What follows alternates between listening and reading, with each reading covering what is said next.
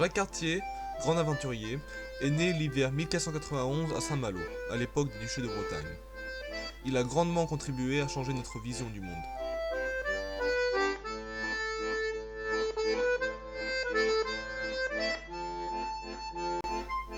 Comme beaucoup de fils de pêcheurs, Jacques Cartier a appris à naviguer à bord d'un morutier, bateau qui pêche la morue.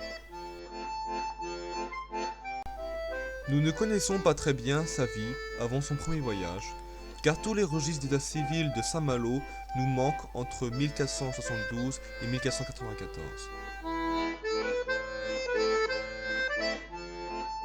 En 1524, il aurait accompagné Giovanni de Verjano lors de ses expéditions. Jacques Cartier épousa, au début d'avril 1520, Catherine, fille d'un comptable.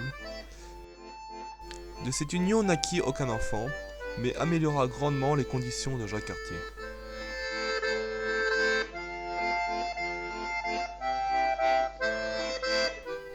Petit à petit, il se fit des relations bourgeoises, ce qui le fit rencontrer l'évêque de Saint-Malo, Jean le Veneur, qui était aussi l'abbé du Mont-Saint-Michel.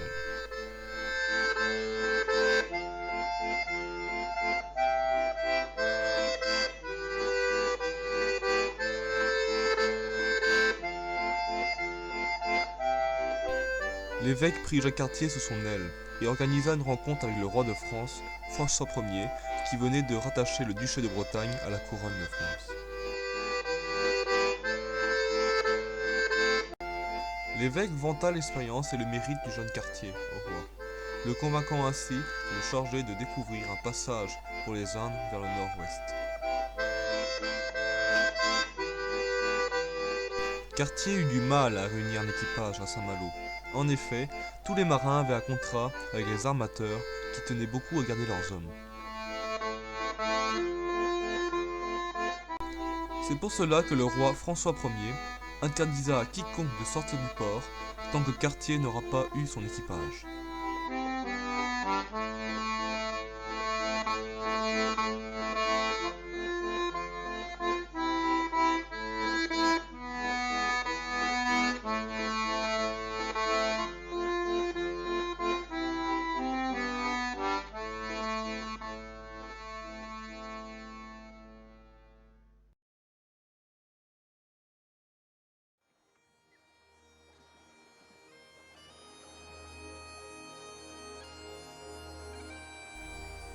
Il partit le 20 avril 1534 avec 161 hommes et 2 navires de Saint-Malo, et arrivèrent en Terre-Neuve le 10 mai de la même année.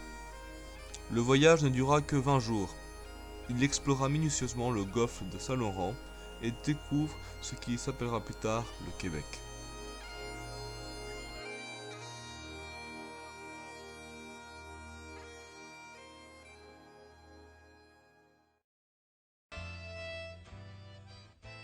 Le lundi 6 juillet, les hommes de Cartier rencontrèrent les Iroquois, indigènes vivant sur la terre du Québec.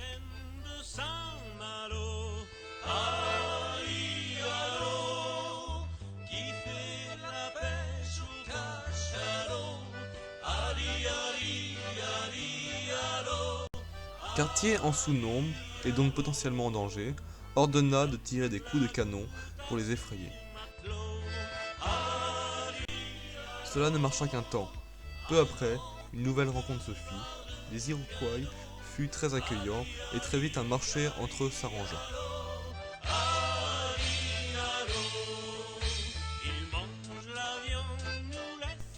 Cartier fournissa des objets en cuivre, des miroirs, des coupes, des haches et des couteaux, en échange de belles fourrures.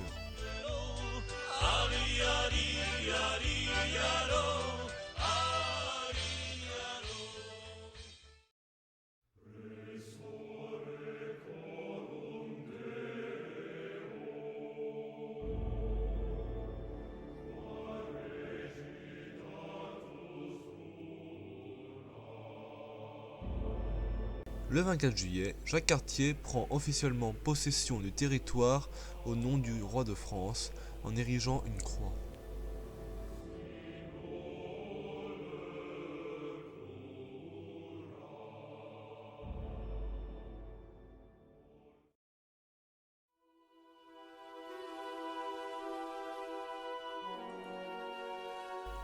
En 1535, Cartier effectue un deuxième voyage avec 3 navires, la Grande Hermine, la Petite Hermine et l'Émirie.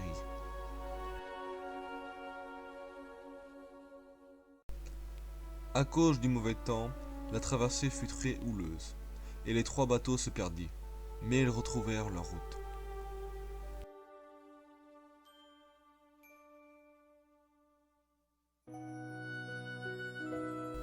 Affamés par le manque de vivres dû à leur involontaire détour, l'équipage se mit à tuer des mouettes et des goélands qui trouvaient à leur portée afin de se nourrir.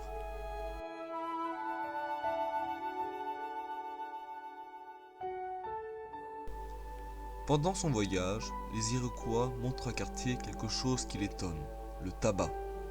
Le mot tabac lui-même est un mot iroquois.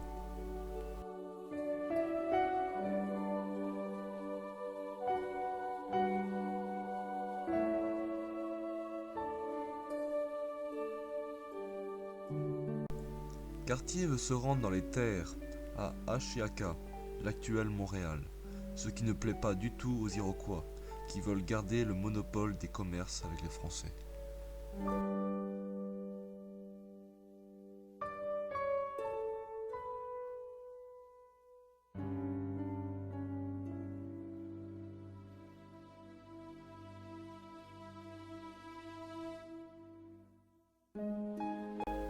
Les Iroquois veulent faire croire à Cartier que s'ils vont là-bas, ils seront tués et que les diables s'empareront de lui.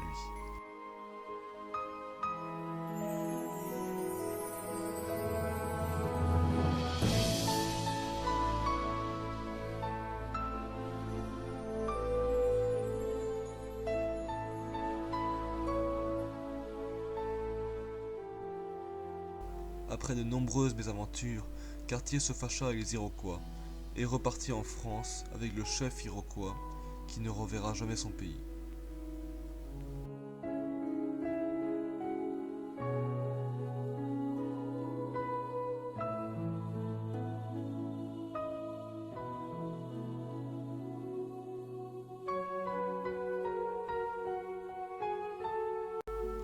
Jacques Cartier mourut à Saint-Malo en 1557 à l'âge de 65 ans.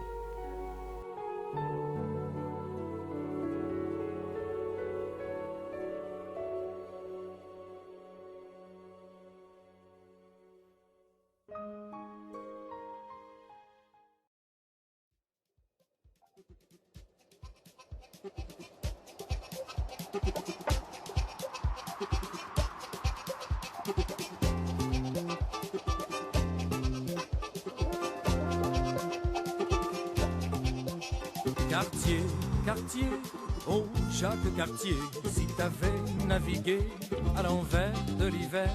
Cartier, Cartier, si t'avais navigué du côté de l'été, aujourd'hui on aurait toute la rue Sherbrooke bordée de cocotiers, avec perchés dessus des tas de perroquets, et tout le Mont-Royal couvert de bananiers, avec des petits singes qui se balanceraient. Le long du Saint-Laurent, on pourrait se baigner tout nu en plein hiver et se faire bronzer. Cartier, Cartier, oh Jacques Cartier, si t'avais navigué à l'envers de l'hiver. Cartier, Cartier, si t'avais navigué du côté de l'été, aujourd'hui on aurait le pont Victoria, tout de lianes tressées. On le traverserait en portant des paquets sur la tête, en riant et sans chaussures aux pieds.